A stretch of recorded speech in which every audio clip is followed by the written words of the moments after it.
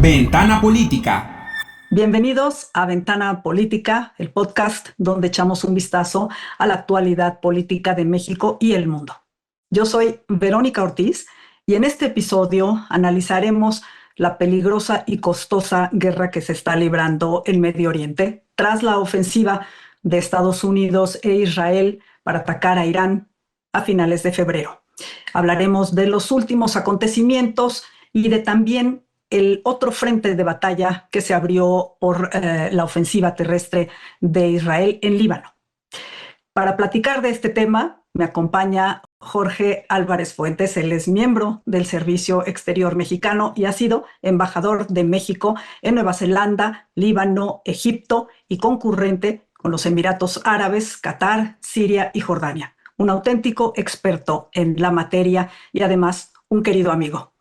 Jorge, gracias por estar en Ventana Política. Qué gusto que nos acompañes.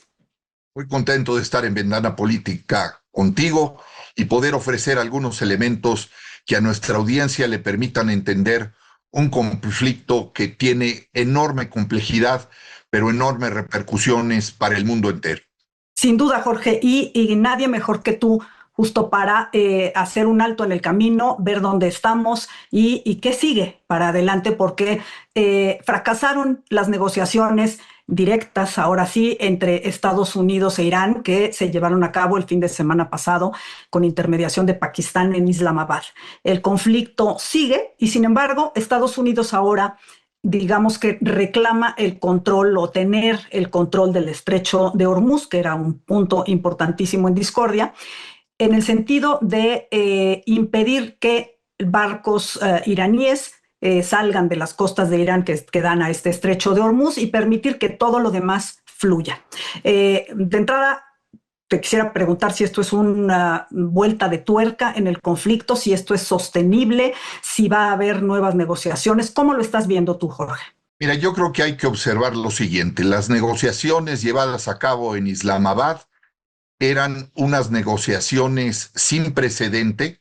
En 47 años no había habido negociaciones de ese tipo, sí había habido, por supuesto, intermediación, pero la facilitación del gobierno de Pakistán es sumamente relevante y lamentablemente fracasaron porque las posiciones tanto de Estados Unidos como de Irán eran posiciones maximalistas, extremas. Irreductibles.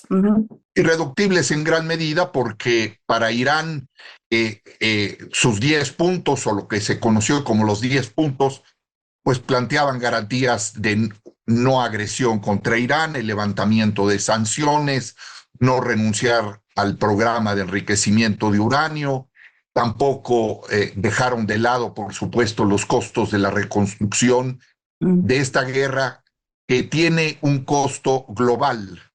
A los Estados Unidos le ha costado ya en este momento 40 billones de dólares. Y también para los países del Golfo les significará la pérdida de cerca del 6% de su Producto Interno Bruto, sin dejar de lado que también el costo para Israel. Pero eso es a nivel de los costos económicos. Los costos geopolíticos son colosales. Claro. Porque el Medio Oriente es uno de los epicentros más importantes en muchos sentidos, no solo de la cadena energética global, sino el Medio Oriente cruzan muchos de los elementos de la fragmentación que hoy observamos en la globalización. Entonces, volvamos a dónde estamos en este momento. El gobierno del presidente Trump mismo le urge acabar con esta guerra. Mandó a Islamabad al vicepresidente, una figura que además se sabía no compartió el mismo entusiasmo, la misma posición que Trump y otros, secundando la guerra desatada el 28 de febrero. Y se hizo acompañar de los dos enviados. Mientras que del otro lado estuvo el líder del parlamento iraní. Se sabe que las negociaciones se extendieron más de 20 horas. Se sabe que hay elementos que no pudieron ni siquiera ser tratados porque hubo, como tú decías, posiciones irreductibles, y es comprensible que el vicepresidente Vance haya tomado la determinación de dejar sobre la mesa una propuesta. ¿Dónde están los puntos más complicados? El punto de torsión, diríamos, es el estrecho de Hormuz, por un lado, porque el estrecho de Hormuz está hoy bajo control de Irán. Entonces, la decisión tomada por el presidente Trump, inmediatamente después de conocer que habían fracasado las negociaciones en Islamabad, es de, digamos, ordenar y dar instrucciones para que se lleve a cabo un bloqueo militar. Esto es muy paradójico porque el bloqueo venía de Irán. Sí. Ahora Estados Unidos va a bloquear. ¿Qué es lo que va a bloquear? Va a bloquear a ver quién bloquea más. O sea, ¿no? Así es. Entonces, si se trata de bloqueo, parecería que el intento es ahogar a Irán para evitar que no pueda seguir, cosa que ha hecho durante todas estas prácticamente 6 semanas, que es continuar con exportaciones de petróleo y de gas. Correcto. Habiendo permitido, porque se convirtió en el gatekeeper, o sea, el que tiene el control de quién entra y quién sale. Sí, el portero. Para sus clientes preferenciales, que son China, la India, Japón, Corea del Sur y otros países asiáticos. Entonces, ahora el riesgo aumenta porque creámosle en los hechos a Trump. Yo creo que en muchas ocasiones nos equivocamos cuando atendemos a los dichos de Trump. Sí, correcto. No voy a minimizar las palabras de Trump, pero hay que entender que Trump en este momento está urgido, está recibiendo la máxima presión ¿de qué? De los mercados, claro. De los mercados energéticos, de los mercados bursátiles y de la propia presión dentro de Estados Unidos de esta guerra que parece no ir a ningún lado más que al fracaso de los republicanos y de los objetivos. Ya los objetivos de acabar con el régimen, terminar con el programa nuclear, suspender o al menos disminuir las capacidades de defensa con misiles y drones de Irán, todo eso está sobre la mesa. Entonces, Irán es una paradoja también porque estando el régimen más debilitado que nunca, dada la destrucción, tiene una posición de fuerza en las negociaciones y tiene diplomáticos profesionales muy experimentados, lo que no son Jared Kushner ni Steve Witkoff. Podríamos decir aquí justo a tu punto que para Irán el simple hecho de resistir ya es una métrica de triunfo, de éxito, por el daño exactamente y los costos que está causando a Estados Unidos y al resto del mundo. Pero a diferencia de eso, para Estados Unidos y para Israel, pues una victoria aparentemente tiene que ser justo el poder eliminar las capacidades nucleares de Irán o el cambio de régimen, o no sabemos exactamente ya qué, porque ha cambiado, ¿no? Digamos, los términos de los objetivos, pero Irán parecería que simplemente con resistir, pues básicamente sigue ganando. Sí es. Mira, yo creo que hay que entender que la ideología para el régimen teocrático en Irán, la ideología es la resistencia. Ha sido así durante 47 años. Su estrategia es una estrategia que genera efectos muy destructivos y muy caóticos, como ya lo hemos visto desde antes de la guerra de Gaza, porque la guerra de Estados Unidos e Israel contra Irán es una consecuencia de la guerra de Gaza que se inició con los trágicos y terribles ataques terroristas del 7 de octubre. Sin duda. Pero entonces, lo que hay que ver en este momento es, ¿puede haber avances en la negociación? Puede haberlos por una razón. Los canales de comunicación construidos sobre todo por Pakistán, pero no solamente Pakistán, ahí está también Turquía, ahí está también Egipto, son importantes porque lo que se llama en diplomacia back-channeling sí está ahí presente. Y ninguna de las partes puede simplemente abandonar las conversaciones, renunciar a una solución diplomática y pensar que la reanudación de las hostilidades es business as usual. Lejos de eso. Claro, han tomado medidas las partes y aquí hay que hacer observar, en las negociaciones en Islamabad no está Israel. Israel aceptó en términos generales el cese de hostilidades, esta especie de tregua de 2 semanas, pero continuó con su campaña y su ofensiva en el Líbano, y nada parece indicar que eso vaya a cambiar, a pesar de que ese otro frente está directamente vinculado con la situación en el Estrecho de Hormuz. Irán se hizo con el Estrecho de Hormuz con un arma más poderosa inclusive que el enriquecimiento de uranio. Y eso es algo que es el resultado de esta secuela, pero también de esta cadena de errores de cálculo. Exacto. Que evidentemente estuvieron presentes desde el 28 de febrero y que nos ha llevado a este punto en donde ha habido un escalamiento tras otro. Entonces, nada en el Medio Oriente va a poder regresar a condiciones que ya eran de una conflictividad enorme antes del 28 de febrero. Entonces, ¿cuáles son las perspectivas?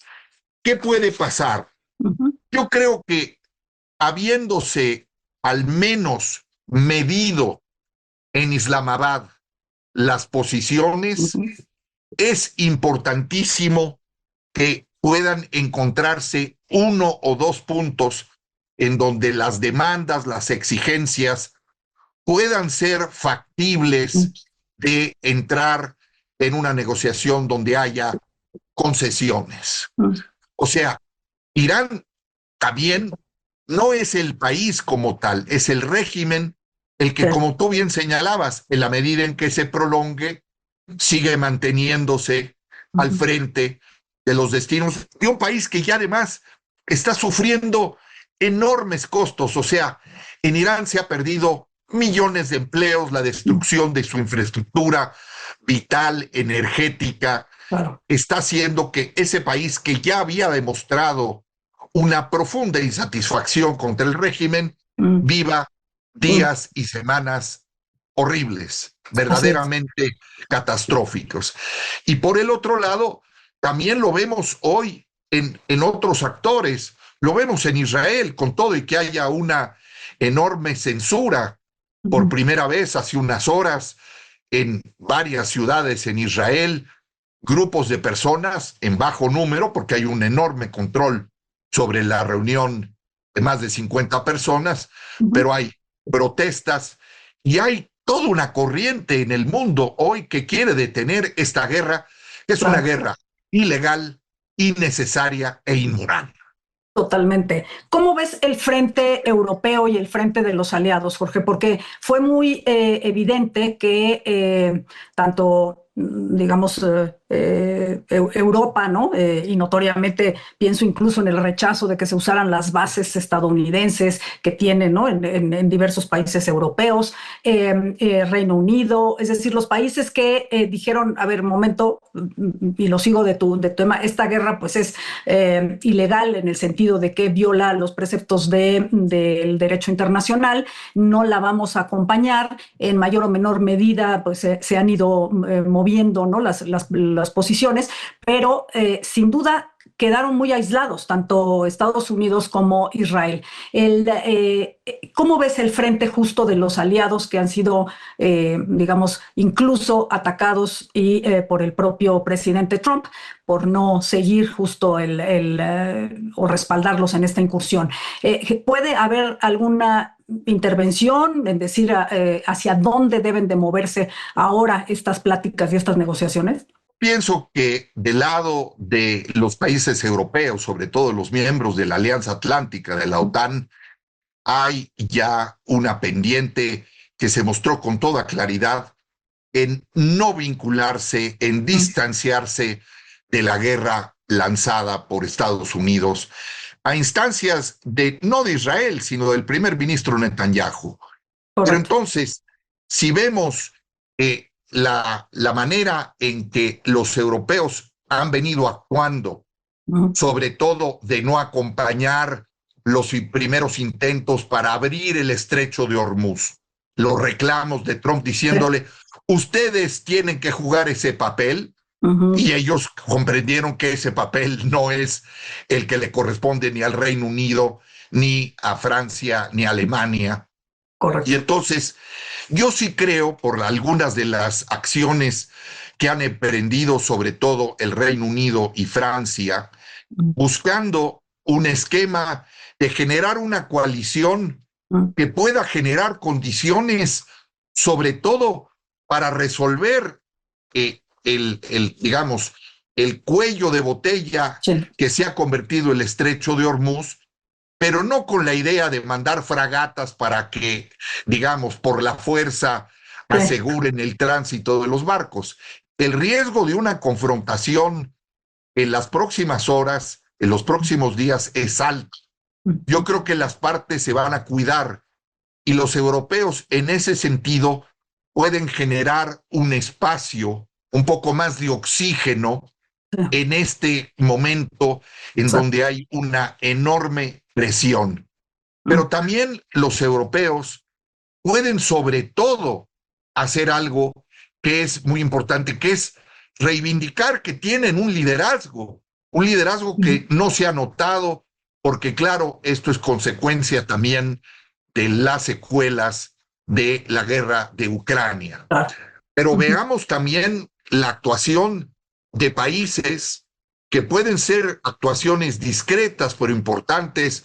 Pienso en el caso sobre todo de Omán, pienso en el caso de Qatar. Porque para los países del Golfo esta guerra ha sido devastadora. Sin duda. El proyecto de muchos de esos países, Emiratos Árabes en particular, pues entra en crisis. ¿Por qué? Porque su alianza, su vinculación con los Estados Unidos les ha costado carísimo. Carísimo. Carísimo. Y Arabia Saudita podrá tener posiciones inclusive más mesuradas que Emiratos Árabes, que prácticamente estaría dispuesto, ojalá y no sea el caso, a secundar una aventura de Estados Unidos en el propio estrecho de Hormuz. Eso pone de manifiesto que hay una crispación entre los países del Golfo. Ahora, volteemos al escenario del Líbano, si te parece. Déjame preguntarte exactamente, porque aquí entra, otro frente de batalla abierto, empiezo por preguntarte que no sé si sea una consecuencia, si sea un frente de batalla que abre Israel al incursionar en Líbano contra Hezbollah, o más bien también aquí es una iniciativa del primer ministro Netanyahu a la cual ha de alguna manera arrastrado a los Estados Unidos. ¿Qué pasa con el frente de Líbano? Mira, yo creo que lo que pasa es lo siguiente. Habiendo entrado la dinámica del conflicto en Irán en una escalada constante, Israel mantuvo el recurso de utilizar al Líbano como un frente estratégico. ¿Por qué? Porque Hezbollah, a partir de la eliminación del líder supremo al-Jamenei, lanzó cohetes para demostrar que no estaba aniquilada. Y eso lo sabía perfectamente bien el gobierno de Israel, que a pesar de la campaña durante el 2024 y parte del 2025, porque también estamos viendo algo, Verónica, y que creo que nuestros escuchas deben entender. Los acuerdos para un cese al fuego en este conflicto de larga duración al Medio Oriente no se cumplen. No es que cesen las hostilidades. No sino duran que ni aquí, 24 horas. No, absolutamente. Entonces, lo que ha pasado es que Israel, el gobierno de Netanyahu, viendo la dinámica de que Estados Unidos se va a sentar a la mesa con Irán, utiliza en eso para lo que ya venía preparándose desde hace meses, que es una ofensiva terrestre para aplicar la misma estrategia de tierra arrasada que aplicó en Gaza, ahora en el sur del Líbano, provocando un desastre humanitario.